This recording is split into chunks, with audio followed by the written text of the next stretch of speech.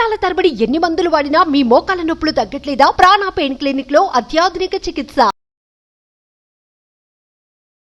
నమస్కారం సార్. నమస్తే sir, Kolkata incident almost 50 days అవుతూ ఉంది అండ్ సుప్రీంకోర్టులో ట్రయల్స్ కూడా నడుస్తూ ఉన్నాయి. ఈ రోజు లేటెస్ట్ అప్డేట్ ప్రకారంగా ఆ ట్రయల్స్ అసలు ఏం జరుగుతున్నాయి, ఏంటి సార్ ఇన్ఫర్మేషన్? సిరి, దీంట్లో కలకత్తా ఇన్సిడెంట్లో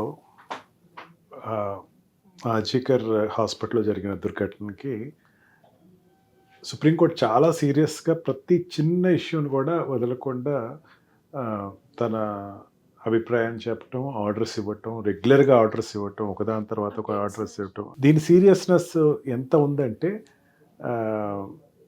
ఆ ప్రిన్సిపాల్ గారు ఏదో యాంటిసిపేటరీ రెగ్యులర్ బెయిల్ అప్లై చేస్తే కూడా సిబిఐ కోర్టు డిస్మిస్ చేసింది. అంటే సుప్రీంకోర్టు ఆల్రెడీ అబ్జర్వ్ చేస్తుంది, నువ్వు చేసిన చిన్న తప్పు కాదు, నీకు హ్యాంగింగ్ పనిష్మెంట్ ఇచ్చే అంత తప్పు చేసావు, నువ్వు నీకు బెయిల్ ఇవ్వటం అన్నది అసంభవం అని చెప్పి, ఈ పరిస్థితుల్లో నీకు ఇచ్చే ప్రసక్తి లేదు అని చెప్పేసి కొట్టేయటం జరిగింది. అంటే ఈ సిబిఐ చేస్తున్నటువంటి సిబిఐ ఎంటర్ అయిన తర్వాత నుంచి అసలు మొత్తం ఆర్జేకర్ ఇన్సిడెంట్లో సిబిఐ ఒక హోప్ కింద, ఒక పర్ఫెక్ట్ ఏజెన్సీ కింద లోపలికి వచ్చిన తర్వాత దీన్ని ఇవాళ సుప్రీంకోర్టులో జరిగినటువంటి వాదోపవాదాల్లో చాలా క్లియర్గా చెప్పింది ఏంటంటే ఇట్స్ ఇంటర్ స్టేట్ దీంట్లో ఇన్వాల్వ్మెంట్ ఉంది. ఒక రాష్ట్రంలోనే కాదు, 2-3 వేరే రాష్ట్రాలకు కూడా దీని కుట్ర వెనకాల భాగం ఉంది అని చెప్పడం జరిగిందనమాట. ఈ సిబిఐ ఇన్వెస్టిగేషన్ అనేది ఎంత వైడ్గా చేస్తుందో దీన్ని బట్టి అర్థం చేసుకోవచ్చు. సుప్రీంకోర్టు ఎప్పటికప్పుడు వెరిఫై చేసుకుంటుంది, ఏం చేశారు, ఇప్పటివరకు ఎంత చేస్తున్నారు. ఈరోజు జరిగినటువంటి వాదనలో ఏం చేశారంటే ఒక పిటిషన్ వేయటం జరిగింది. ఎంత హేయం అని చెప్తున్నారు రాష్ట్ర ప్రభుత్వం. ఇన్వాల్వ్మెంట్లో ఉన్నటువంటి డాక్టర్స్ ఎవరైతే ఉన్నారో కేవలం 5 మీద మాత్రమే సస్పెన్షను, లేకపోతే వాళ్ళని సెలవు మీద పంపించడం జరిగింది. మిగతా వాళ్ళందరినీ కూడా మీరు డ్యూటీలో జాయిన్ అయిపోండి అని చెప్పడం జరిగింది. దానిని సుప్రీంకోర్టు చాలా సీరియస్గా తీసుకుంది. ఏం జరుగుతుంది, ఆల్రెడీ సిబిఐ మీకు అక్కడ ఇన్వెస్టిగేషన్ చేస్తుందని తెలుసు కదా, తెలిసినా సరే వాళ్ళు ఎవరైతే దీంట్లో ఇన్వాల్వ్ అయ్యారు అని చెప్పి అనుమానం వ్యక్తం చేస్తున్నారో కేసు మీద ఇన్వెస్టిగేషన్, వాళ్ళు మళ్ళీ జాయిన్ అయిపోవని మీరు ఎట్లా చెప్తారు? అంటే ఘోష్ ఒక్కలే కదమ్మా, ఇంకా కొంతమంది డాక్టర్స్ ఉన్నారు దీంట్లో, వాళ్ళందరూ మీరు జాయిన్ అయిపోండి, డ్యూటీలో జాయిన్ అయిపోండి చెప్తే దానిని చాలా సీరియస్గా తీసుకుని సుప్రీంకోర్టు ఏం చేసిందంటే వాళ్ళందరినీ కూడా సస్పెన్షన్ కానీ సెలవులో పంపించేయటం కానీ చేయండి ఇమీడియట్గా, అంతేగాని వాళ్ళని మాత్రం మీరు కంటిన్యూ చేయొద్దు జాబ్లో. ఎందుకంటే అమ్మా జనరల్గా ఒక వ్యక్తి ఆరోపణ పెట్టారనుకోండి, ఒక వ్యక్తి మీద ఆరోపణ ఏదైనా జరిగింది అనుకోండి, ఆరోపణ ఉన్న వ్యక్తి అదే స్థలంలో పనిచేస్తూ ఉంటే అక్కడ ఉన్న మిగతా ఎవిడెన్స్ని ఇన్ఫ్లుయెన్స్ చేసే ఆస్కారం ఎక్కువ ఉంటుంది. అంతేకాకుండా అక్కడ ఉండేటువంటి కొన్ని ఎవిడెన్సెస్, డాక్యుమెంటరీ ఎవిడెన్సెస్ కానీ లేకపోతే ఫిజికల్ ఎవిడెన్సెస్ని డిస్ట్రాయ్ చేసేటువంటి ఆస్కారం ఉంటుంది. అందుకే ఏంటంటే ఆ వ్యక్తి అక్కడ ఉన్న డాక్టర్స్ కానీ, జూనియర్ డాక్టర్స్ కానీ, పీజీ చేస్తున్న డాక్టర్స్ వీళ్ళందరూ కూడా నిరసనలు తెలియజేసేటప్పుడు ఫలానా డాక్టర్ ఉన్నాడు దీంట్లో ఇన్వాల్వ్ అయ్యి ఉన్నాడు అని చెప్పేసి చెప్పిన తర్వాత ఆ వ్యక్తిని ఇంకా కన్విన్స్ చేయడంతో ఒక రకమైనటువంటి ఏజెన్సీస్ మీద ఒక నిర్లిప్తత అన్నది వస్తుంది. ఏంటి సరిగ్గా చేస్తున్నారా, అతని మీద కదా ఎలిగేషన్ ఉంది, అతను ఇంకా హాస్పిటల్కి వస్తున్నాడు ఏంటి అని వీళ్ళకి డౌట్ క్రియేట్ అవుతుంది కదా. ఇది రిమూవ్ అవటం కోసం అతను ఏదైనా ఎవిడెన్సెస్ డిస్ట్రాయ్ చేస్తాడనే విషయం మీద ఇవాళ వాదోపాదాలు జరిగినాయి. వాళ్ళు చాలా స్పష్టంగా చెప్పారు, కొంతమంది వ్యక్తులు ఉన్నారు, వాళ్ళని దయచేసి సస్పెండ్ చేయండి, లేకపోతే సెలవుల మీద పంపించేసేయండి. సస్పెండ్ చేయమంటే వాళ్ళ మీద ఏదో మేము చర్య తీసుకోమని మేమేం చెప్పట్లేదు, కనీసం సెలవు మీద అయినా వెళ్ళిపోమనండి, అక్కడే హాస్పిటల్కి అయితే రావద్దని చెప్పండి. ఎందుకంటే ఇన్వెస్టిగేషన్ చాలా సీరియస్గా జరుగుతుంది. అంటే ఇన్వెస్టిగేషన్ అంటే మెన్ టు మెన్ ఇన్వెస్టిగేషన్ చేస్తారు. అంటే ఈ వ్యక్తి చేసే ఇన్వెస్టిగేషన్ని ఒక వ్యక్తి ఉన్నాడా లేదా అంటే అతను చుట్టూతా ఉండేవాళ్ళు అనేకమైన వ్యక్తులు చేయాల్సి వస్తాయి.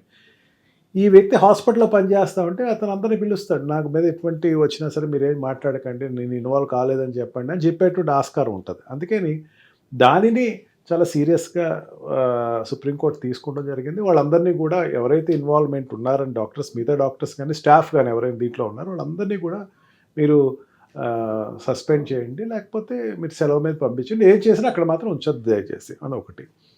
రెండోది ఏంటంటే సుప్రీంకోర్టు స్టేట్ గవర్నమెంట్ ఏం చెప్పిందంటే కమిషనర్ పరిస్థితి ఏంటి అంటే కమిషనర్ ట్రాన్స్ఫర్ చేసింది అని చెప్పేసి అంది. ఇంకా అది నిర్ణయం అయితే తీసుకోలేదు. అక్కడ ఈ సెంట్రల్ గవర్నమెంట్ అడ్వకేట్స్ సిబిఐ తరఫున ఏంటంటే ట్రాన్స్ఫర్ చేయటం ఏంటంటే అతను ఈ పార్టీకి సస్పెండ్ చేయాలి, అతను టెర్మినేట్ చేయాలి. అతను చేయకుండా ఇంకా ఎక్కడికో ట్రాన్స్ఫర్ చేశారంటే ఇంకా ఇన్ఫ్లుయెన్స్ చేస్తారు కదా అన్నది విషయంపై చర్చ జరిగింది. ముందు ఒక స్టెప్ తీసుకుందాం, ముందు వీళ్ళందరినీ తప్పిద్దాం, వాళ్ళ పార్ట్ తర్వాత వద్దాం. మిగతా ప్రిన్సిపల్ సెక్రటరీస్ వీళ్ళందరినీ ఆ స్థానచలనం చేశారని ఏదో వాళ్ళు స్టేట్ గవర్నమెంట్ మేము కన్నీటి తుడుపు కింద ఏదో పని చేసామని చెప్పేసి చెప్పడం జరిగింది. దానికి సుప్రీంకోర్టు సాటిస్ఫై అవ్వలేదు. దాని గురించి ఇంకా విచారణ చేద్దామని చెప్పేసి మీరు గట్టిగా చేయండి విచారణ అని చెప్పడం జరిగింది. ఇది కాకుండా అక్కడ ఐటీ డిపార్ట్మెంట్కి ఉన్నటువంటి ఈ ఇన్ఫర్మేషన్స్ బయటికి అంటే ఫోన్ ద్వారా బయటికి వెళ్ళినా లేకపోతే ఇంకొక రకంగా బయటికి వెళ్ళిన ఇంటర్నెట్ ద్వారా బయటికి వెళ్ళినాయి అన్నీ కూడా మీరు సీజ్ చేయండి. దానిలో అన్నిది కూడా కూలంకషంగా మీరు వారికి పరిశీలించండి. మీకు ఏదైనా అవరోధం వస్తే కనుక ఇది స్పెషల్ కేసు కింద ఒక నోడల్ ఆఫీసర్ని అపాయింట్ చేసుకుని ఆ నోడల్ ఆఫీసర్ని కేవలం ఈ కమ్యూనికేషన్స్ మీదే కూర్చోమనండి అని చెబుతూ ఫర్దర్గా కూడా ఇప్పుడు అక్కడ ఉండేటువంటి ప్రతి డిపార్ట్మెంట్లోనూ బయోమెట్రిక్ పెట్టండి. కొన్ని ప్రదేశాల్లో ఎవరైతే వెళ్ళాలో ఆ చోట బయోమెట్రిక్ పెట్టండి. బయోమెట్రిక్ అంటే ఆ రూమ్ వ్యక్తి లోపలికి వస్తూ ఉంటే దాంట్లో ఎంట్రీ అయ్యి వెళ్ళేటట్టు అండ్ ఆల్సో టాయిలెట్స్ గురించి అక్కడ ఇన్ఫ్రాస్ట్రక్చర్ గురించి ఇమీడియట్గా యాక్షన్ తీసుకోండి అని చెప్పడం జరిగిందన్నమాట. సుప్రీంకోర్టు ఏదైతే చేస్తుందో విచారణ చేస్తుందో ఈ ఆర్జేకర్ హాస్పిటల్ గురించి ఈ రోజున ఇంటర్ స్టేట్ వ్యవహారం ఉంది అన్న దాని మీద కొంచెం స్పష్టంగా మాట్లాడటం జరిగిందమ్మా. ఆదేశాలు కూడా సిబిఐకి మీకు ఏమైనా ఇంటర్ స్టేట్ వ్యవహారం అంటే ఈ రాష్ట్రం కాకుండా ఇంకో రాష్ట్రంలో కూడా దీనికి లింకప్ ఉంది, ఫైనాన్షియల్ ట్రాన్సాక్షన్స్ బాగా గట్టిగా నడిచినాయి అని మీకు అనిపిస్తే దాని మీద ఇన్వెస్టిగేషన్ చేయండి, మీకు నేనున్నాను అని చెప్పేసి ఒక రకమైన హామీ ఇవ్వటం కూడా జరిగింది సుప్రీంకోర్టు. దాంతో సిబిఐకి క్లియర్గా మీరు ఏం చేస్తారో ఇన్వెస్టిగేషన్ ఇబ్బంది లేకుండా చేయండి. మెయిన్ ఎందుకంటే సిబిఐ అంత భరోసా సుప్రీంకోర్టు తెచ్చుకుంటుంది కానీ సుప్రీంకోర్టు ఇవ్వటం కానీ ఇక్కడ ఏంటంటే ఒక విషయం మర్చిపోవద్దు Siri, CBI go back, CBI must not come into the state అని చెప్పి ఆ రాష్ట్ర సీఎం ఎవరైతే ఉన్నారో మమతా బెనర్జీ మొదటి నుంచి చేస్తున్న నివాదం. సిబిఐ నా రాష్ట్రానికి రావడానికి వీల్లేదు అంటే అదొక ఒక వెసులుబాటు కలిగిస్తారమ్మా. సిబిఐ రావద్దు అంటే రావటానికి లేదు అని చెప్పి సిబిఐ అనేది సెంట్రల్ బ్యూరో ఆఫ్ ఇన్వెస్టిగేషన్ కాబట్టి ఆ సిబిఐ అనేది మీరు రావద్దు అనేసరికి వాళ్ళు ఆర్డినెన్స్ తీసుకుంటే సిబిఐ అనేది లోపల రావడానికి అవకాశం లేదు. ఆవిడ మొదటి నుంచి అంటే గత 15 సంవత్సరాల నుంచి ఆవిడ పరిపాలన ఉన్నప్పటి నుంచి ఈ రోజు వరకు సిబిఐ అన్నది ఆవిడకి ఎందుకు పడదు. సిబిఐకి ఫ్రీ హ్యాండ్ లేదు. ఇప్పుడు ఒక అంశం ఏదైనా ఒక ఇన్వెస్టిగేషన్ జరుగుతుంది అనుకోండి, ఒక స్థాయి దాటితే ఒక నిపుణులు కావాలి. రాష్ట్ర ప్రభుత్వంలో ఉండే నిపుణులు సరిపోరు, ఒక సపరేట్గా బయట నుంచి వచ్చే ఏజెన్సీ కావాలి అని కోరుకుంటారు. సిబిఐ మీద ఉండేటువంటి ఇంటర్నేషనల్ వైజ్గా అన్ని కంట్రీస్లోనూ ఆ కంట్రీలో ఉండేటువంటి హయ్యెస్ట్ పోల్ ఆఫ్ ఇన్వెస్టిగేషన్ ఎవరు అంటే మన కంట్రీకి వచ్చేసరికి సిబిఐ అని చెప్తారు. రా కావచ్చు, సిబిఐ కావచ్చు. వాళ్ళు ఇన్వాల్వ్ అయ్యారంటే అక్కడ సీనియర్ ఆఫీసర్స్ ఉంటారు. వాళ్ళ ఇన్వెస్టిగేషన్ ప్యాటర్న్ డిఫరెంట్గా ఉంటుంది, వైడ్గా ఉంటుంది, డిఫరెంట్గా ఉంటుంది. ప్రతి కోణం వాళ్ళు వదలకుండా చేస్తారు. ఎటువంటి రాజకీయానికి ఇన్ఫ్లుయెన్స్ కాకుండా చేసేటువంటి ఆస్కారం ఉంటుంది. కానీ మమతా బెనర్జీ మొదటి నుంచి ఏంటంటే ఇది సెంట్రల్ గవర్నమెంట్ ఏజెన్సీ కాబట్టి ఇది సెంట్రల్ గవర్నమెంట్కి సంబంధించిన ఏజెన్సీ, ఇది రావడానికి వీల్లేదు అని మొదటి నుంచి గొడవ పెడుతున్నారు. ఇప్పుడు సిబిఐ అక్కడికి వచ్చి వర్కప్ చేయాలి. ఇప్పుడు ఏమవుతుంది, కొంతమంది సపోర్ట్ చేయరు వాళ్ళకి. మీరు అంటే వాళ్ళు ఇష్టం లేని వ్యక్తులు లోపలికి వస్తే ఏమవుతుంది, అక్కడ ఉన్న వాళ్ళు సపోర్ట్ చేయరు. అంటే స్టేట్ పోలీస్ కానీ స్టేట్ ఈ హోమ్ మినిస్టర్, ఈ హెల్త్ మినిస్టర్ కానీ హోమ్ మినిస్టర్ కానీ సపోర్ట్ చేయరు. అట్లాంటప్పుడు ఏమవుతుంది, సుప్రీంకోర్టు ఆ స్థాయికి కూడా ఇంటర్ స్టేట్ ఉంది కదా, ఇంటర్ స్టేట్ ఇన్వెస్టిగేషన్ కూడా చేయండి. మానిటరీ ఇన్వాల్వ్మెంట్ ఉంది కదా, మీరు ఎవరి దగ్గరికైనా వెళ్ళండి, ప్రతి వాడు ఇన్ఫర్మేషన్ ఇవ్వాల్సిందే. రాష్ట్ర ప్రభుత్వానికి సంబంధించినటువంటి అడ్వకేట్ ఎవరైతే వచ్చారో వాడికి చాలా క్లియర్ ఇన్స్ట్రక్షన్ చెప్పారు. సిబిఐ ఏదైనా ఇన్వెస్టిగేషన్ చేస్తామంటే మీరు వాళ్ళకి సపోర్ట్ చేయండి. సపోర్ట్ చేయలేదన్న తెలిస్తే కనుక మీ ఇన్వాల్వ్మెంట్ ఉన్నట్టు మీకు పరిగణలోకి తీసుకుంటుందని చాలా సీరియస్ వార్నింగ్ అయితే ఇవాళ ఇవ్వటం జరిగింది. ఆ రకంగా సిబిఐకి ముందు ఫ్రీ హ్యాండ్ ఇవ్వటం, సిబిఐ అనేకమైన విషయాలు అంటే మీకు ఇప్పుడు చెప్పినట్టు ఇంటర్ స్టేట్ వ్యవహారం ఉంది, మనీ ఫ్లోట్ అనేది జరిగింది. ఇది ఇంటర్ స్టేట్ అనేది ఏంటంటే అనేక రాష్ట్రాలు దీంట్లో ఇన్వాల్వ్మెంట్ ఉన్నాయంటే ఈ మెడికల్ అనేది ఒక పెద్ద స్కామ్ అనేది నడుస్తుంది అన్నది బయటకు వస్తుంది. దీని మీద మేము చేస్తేనే కానీ ఈ మర్డర్కి ఈ జరుగుతున్నటువంటి మానభంగానికి హత్యకి సంబంధించిన దాని గురించి మేము విపులంగా బయట తీసుకునే ఆస్కారం లేదు అని చెప్తే దానికి సుప్రీంకోర్టు నమ్మి అనేకమైన విశిష్ట అధికారాలు సిబిఐకి ఇవ్వడం జరిగిందమ్మా ఇవాళ.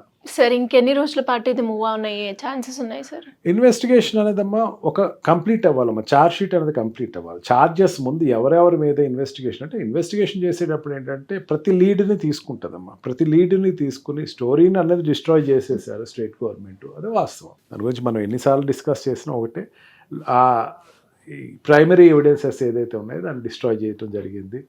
ఇచ్చినటువంటి ఎవిడెన్సెస్ అన్నది ఆఖరికి ఏదో ఇండైరెక్ట్ ఇన్ఫర్మేషన్ ఏదో డైరెక్ట్ ఇన్ఫర్మేషన్ లేదు. ఆ ఉన్న ఇండైరెక్ట్ ఇన్ఫర్మేషన్ తీసుకుని అసలు ఏం జరిగిందని వాస్తవం తీసుకుని ఘోష్ మీద ఇంకా వాళ్ళు ప్రిన్సిపాల్ మీద ఎక్స్ ప్రిన్సిపాల్ మీద వాళ్ళు ఇంకా వాళ్ళు చేయాల్సిన ఇన్వెస్టిగేషన్ చేయాలి. అనేకంగా విధాలుగా వాళ్ళు వర్కప్ చేస్తున్నారు. పెద్ద అంటే ఒక అమరత్వం పొందినటువంటి ఆ మహాతల్లి ఎవరైతే ఉన్నారో ఆవిడ ఒక రకంగా అమరత్వం పొందినట్టు. అంటే ఈ కీచుకుల చేతిలో బలైపోయిందని చెప్పచ్చు. ఆవిడ బలైపోవడం గల రీజన్ ఏంటంటే అదేదో కామంతో నడిచింది కాదు, అక్కడ ఏదో పెద్ద రాజకీయంతో నడిచింది అన్నది ఒకటి బయటకు వచ్చింది. దాన్ని బయట తీయాలంటే ఖచ్చితంగా కొంచెం సమయం అయితే పడుతుందమ్మా. వెంటనే ఇది సుప్రీంకోర్టు కూడా ఒక్కొక్క స్టెప్కి పర్మిషన్స్ ఇస్తుంది. సస్పెండ్ అయిన వీళ్ళని సస్పెండ్ చేయండి, వాళ్ళని రానివ్వకండి, ఇంటర్ స్టేట్లో మీరు చేయండి, ఫైనాన్షియల్గా మీరు వెళ్ళి ఫైనాన్షియల్ ఇన్వాల్వ్మెంట్స్ ఉన్నాయి కాబట్టి, అంటే ఈ ఆర్థిక లావాదేవీలు ఉన్నాయి కాబట్టి దానిలో కూడా మీరు వెళ్ళండి. ఈడీ ఆల్రెడీ దిగింది, ఈడీ చేస్తున్న ఇన్వెస్టిగేషన్ చేస్తుంది, మెయిన్ ఎక్స్ ప్రిన్సిపాల్ మీద ఎక్కువ కాన్సన్ట్రేట్ చేస్తుంది, మీరు ఇంకా చేయండి అని చెప్పేసి క్లీన్ హ్యాండ్ అయితే సుప్రీంకోర్టు ఇవాళ ఇవ్వటం జరిగిందమ్మా. Thank you sir, thank you so much. Thank you very much.